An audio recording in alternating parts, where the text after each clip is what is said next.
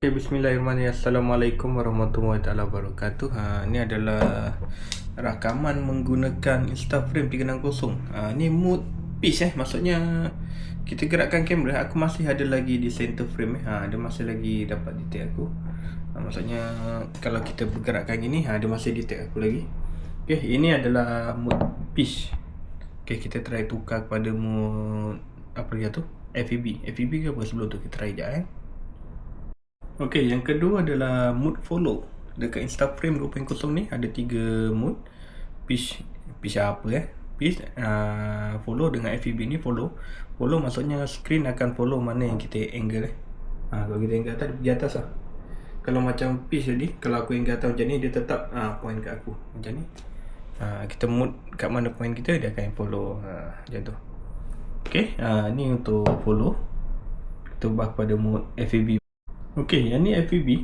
FEB tu apa beza dia? Dia punya pergerakan dia. Nampak? Kaki kanan kalau kita main yo pun nampak dia pergerakan dia.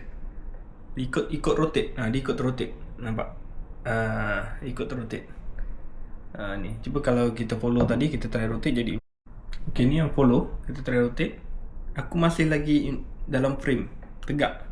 Aku tak terpusing langsung. Kan?